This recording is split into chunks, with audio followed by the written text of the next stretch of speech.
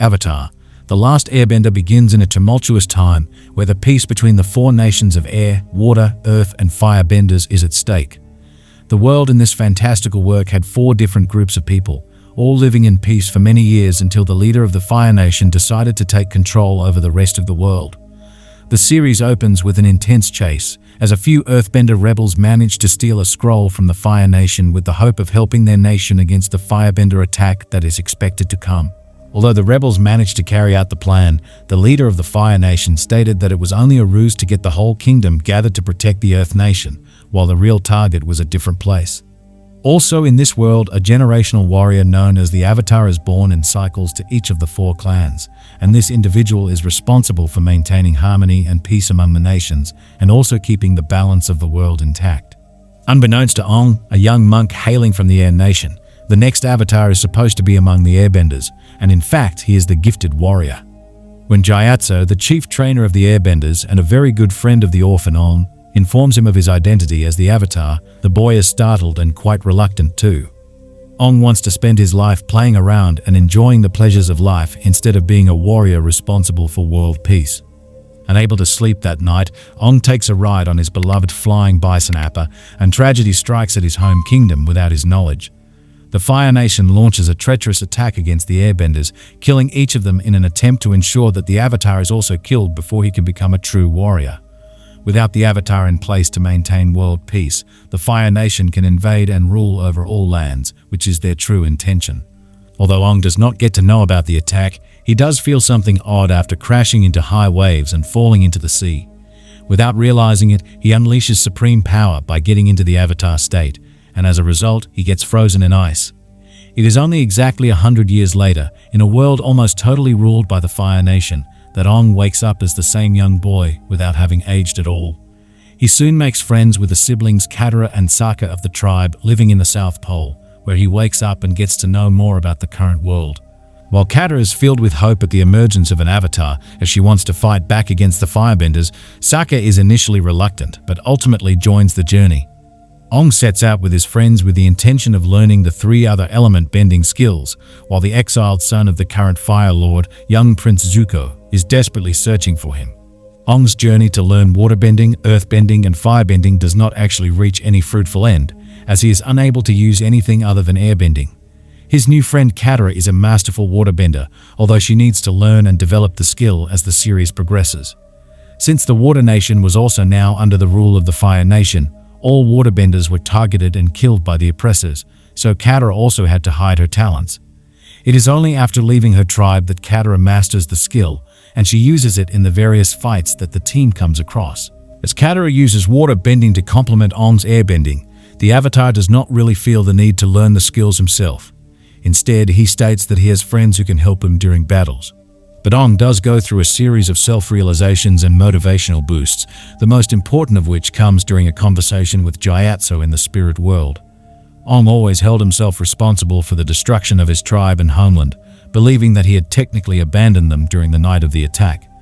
But the truth of the matter was that Ong had no training as an Avatar at the time, and his presence would not have helped the Airbenders in any way. Rather, Ong would have also been killed, and there would be no hope left for the world. Gyatso tells the kid about this, making him finally at peace with his life and powers. Initially, after realizing what had happened to the world, Ong was unable to control his anger and frustration, getting into the Avatar state and causing destruction all around. But as he gains new experiences, Ong learns to keep his emotions and powers in check. The protagonist also receives a series of important lessons from the past Avatars, whom he can communicate with at their respective shrines. Avatar Kyoshi, the extraordinarily powerful earthbender, teaches Ong how to become a fierce warrior and protector of innocent people. Since the previous avatars all live on inside the current avatar in spirit form, Kyoshi is able to emerge physically through Ong's body and fight off the Fire Nation troops. Next, Ong meets with Avatar Roku, the intelligent firebender, who teaches him the importance of diplomacy and politics, along with fighting skills. Taking knowledge from this experience, Ong strikes a deal with a demon from the spirit world to rescue his friends from the realm. Lastly, he meets with Kuruk, the waterbender, who reminds him of the great responsibility on his shoulders as the last airbender in the world and, most importantly, the current avatar and therefore savior of the Earth Kingdom. During his interaction with Avatar Kyoshi, Ong first sees a vision in which the Fire Nation forces wage war upon a community in the north, known as the Northern Water Tribe.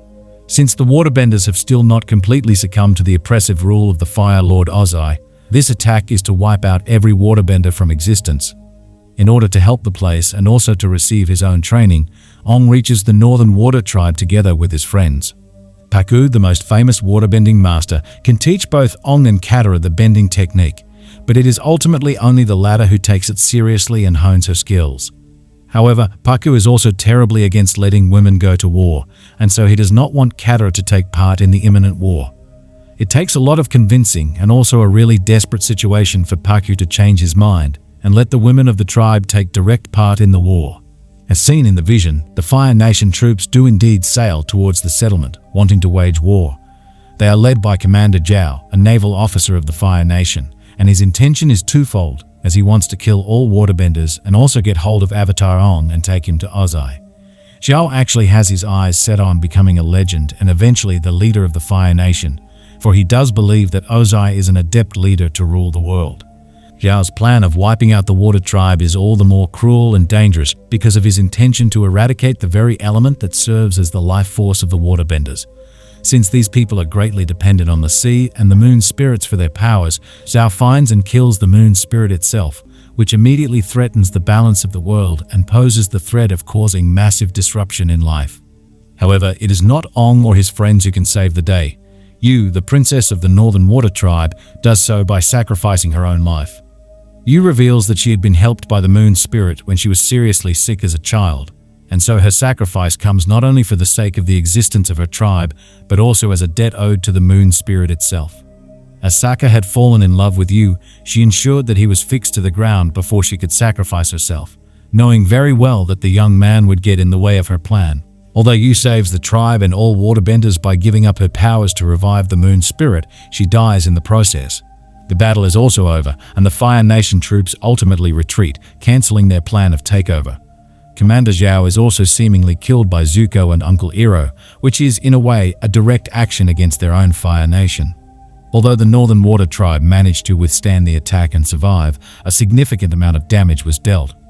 As Ong looks over the destruction with grief, once again holding himself responsible for not being able to protect the world, his friends encourage him to look forward and prepare himself against more such attacks in the future.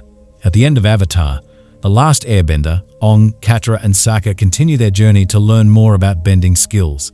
The story of Zuko is a layered one, as his character is not really evil, despite being on the wrong side of world power at the moment.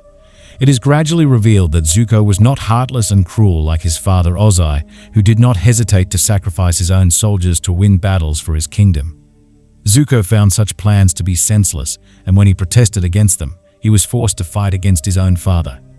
Ozai not only left a very painful burn mark on Zuko's face, but also banished him from the kingdom in an effort to make his son more ruthless and without any compassion for anyone. Zuko was given the almost impossible task of finding the Avatar and bringing him back to the kingdom, which would be proof of his service to the Fire Nation. This was why Zuko had been pursuing Ong so desperately, and his uncle, Ozai's own brother Iroh, had decided to join him on this search. Iroh felt Zuko's banishment to be terribly unfair, but he could not change his brother's mind and instead accompanied the boy. Over the course of their journey, Zuko tried to seek the help of Commander Zhu, not knowing that the latter was conspiring against him with his own sister, Princess Azula. With the help of the princess, Zhu managed to take over the mission to kidnap Ong, and Zuko was once again left on the losing side of the deal. Zhu attempted a mutiny with the help of Lieutenant Ji of Zuko's ship, but Ji realized his mistake upon learning that it was Zuko who had saved him and the rest of the crew from certain death. Ji and the other crew members were part of the army unit that Azo wanted to sacrifice in battle, and since Zuko had spoken up for them, they were made to be his crewmates when the prince was banished. After Zuko's departure from the Fire Nation, Princess Azula strived hard to prove her worth to her father, as she wanted to become the next Fire Lord. This is why Azula conspires against her brother, for she does not want him to be her competitor for the title, while she also hones her own fighting skills. But the heartless Ozai makes use of this very sibling rivalry to get his kingdom to gain more control over the world, pitting his own children against each other. In the end, Zuko and Uncle Iroh both survived the conspiracies against them, even managing to kill Zhu. However, Zuko admits that he does not know what to do next, suggesting that he might very well change his allegiance and side with Ong in the future after having realized the full extent of his father's cruelty. Avatar: The Last Airbender ends with a twist in the plot, which also acts as a narrative twist for a possible second season. After the war at the North Water Tribe is over, Fire Lord Ozai is informed of the generally unfavorable result for his Fire Nation, but he is not worried at all. Instead, the man reveals that the waterbenders were not his real target, and the attack was simply a ruse to divert the attention of the world towards the North Water Tribe.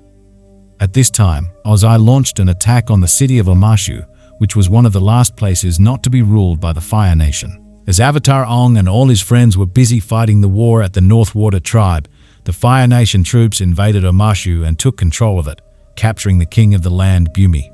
The fall of Omashu makes the Fire Nation all the more powerful, and they are literally only one city away from ruling over the entire Earth Kingdom.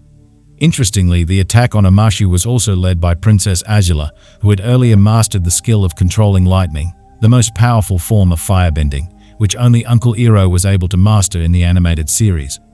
This probably ascertains that Azula is the one who will lead the Fire Nation forward together with Lord Ozai, and she will become one of the main antagonists in the future. If a second season is indeed made, then Zuko and Azula will probably fight against each other directly in a struggle for power.